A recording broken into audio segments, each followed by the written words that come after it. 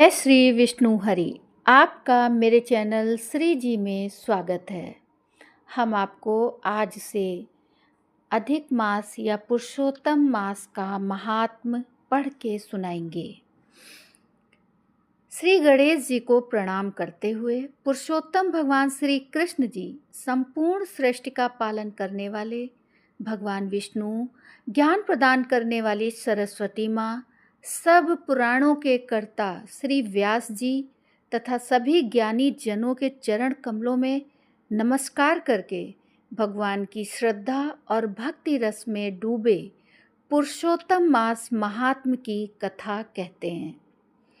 सभी पापों से मुक्ति दिलाकर इस लोक में सर्व सुख, धन वैभव, रिद्धि सिद्धि और अंत में मोक्ष प्रदायक है ये पावन कथा।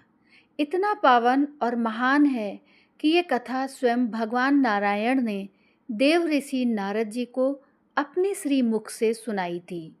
बाद में ये कथा राजा परीक्षित एवं सूत जी महाराज ने सुखदेव जी से सुनी थी।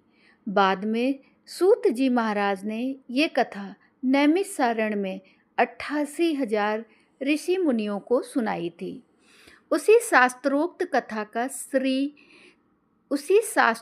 कथा का सरल हिंदी भाषा में हम आपको पढ़ करके रोज सुनाएंगे।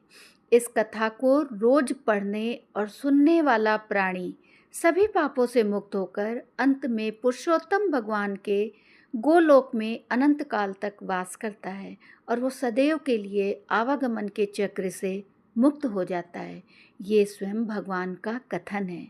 याद रखना, पुरुषोत्तम भगवान श्री कृष्ण, भगवान विष्णु और शिव जी परम कृपालु बने रहते हैं पुरुषोत्तम मास में हर उस प्राणी पर जो श्रद्धापूर्वक इस कथा को नियम से पढ़ता है और सुनता है। अब कथा का शुभारंभ करते हैं। श्री गणेशाय नमः, श्री गुरुभ्यो नमः, श्री गोपी जन वल्लभाय नमः। वंदे वंदारु मंदारम वृंदावन विनोदिनीम वृंदावन कालानाथम पुरुषोत्तम मद्भुक्तम नारायणं नमस्कृत्य नरं चैव नरोत्तमं देवी सरस्वतीं व्यासं ततो जयमुदीरयेत्। वंदे वंदारु मंदारम वृंदावन विनोदितम वृंदावन कालानाथम पुरुषोत्तम अद्भुतम। अधिक मास महात्म्य प्रथम अध्याय। नैमिषारण्य में सुखदेव जी का आगमन। कल्प वृक्ष के समान भक्त जनों के सभी मनोरथ पूर्ण करने वाले, वृंदावन की शोभा के अधिपति, अलौकिक कार्यों द्वारा समस्त लोकों को चकित करने वाले वृंदावन बिहारी पुरुषोत्तम भगवान को नमस्कार करते हैं। नारायण, नरोत्तम तथा देवी सरस्वती और श्री व्यास जी को प्रणाम करके मैं जप लाभ की कामना करती हूँ। एक समय बहुत बड़ा यज्ञ करने की इच्छा से परम पवित्र नैमिषारण्य तीर्थ में बहुत से मुनि आए, जैसे असित, देवल, पैल, सुमंतु, पिप्पलायन, ऋषि सुमित, कश्यप, जाबाली, भृगु, अंगिरा, वामदेव, सुतीक्ष, शरभंग, पर्वत, ऋषि आपस्तंभ, मांडव्य, अगस्त्य, कात्यायन, रथितर, ऋभु, कपिल, रैभ्य, ऋषि गौतम, मृदगन, कौशिक, गालव, क्रतु, अत्रि, वभ्रु, तृत, शक्ति, बुद्ध, बधु, बौधायन, वसु, ऋषि कौंडिन्य, पृथु, हारीत, धूम्र, शंकु, शंकृति, शनि, विभांडक, पंक, गर्ग, काणाद, ऋषि जमदग्नि, भरद्वाज,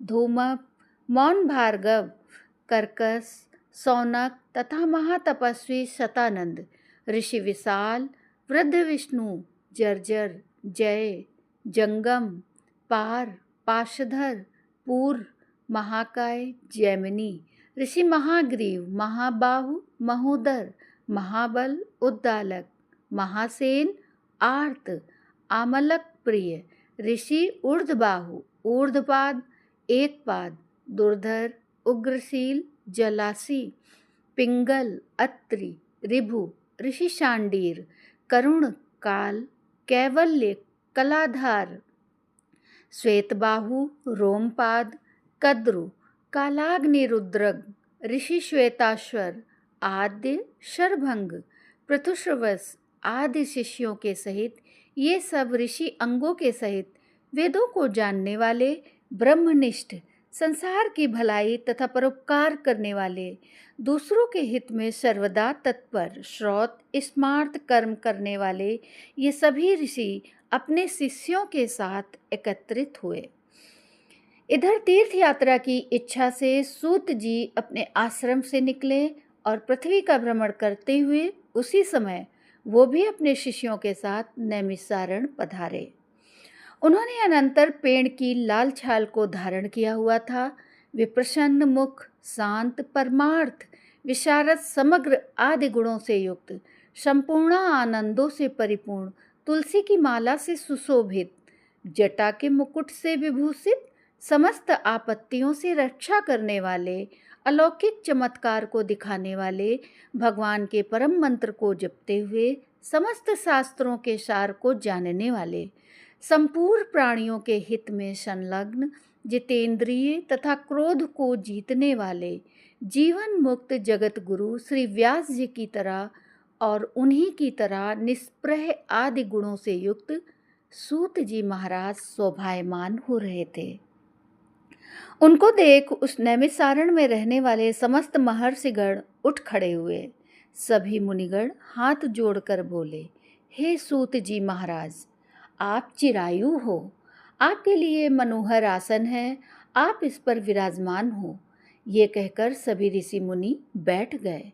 तब नम्र स्वभाव वाले सूत जी ने प्रसन्न होकर सब ऋषियों को हाथ जोड़कर बारंबार दंडवत प्रणाम किया। ऋषि लोग बोले, हे सूत जी, आप चिरंजीवी तथा भगवत भक्त हो।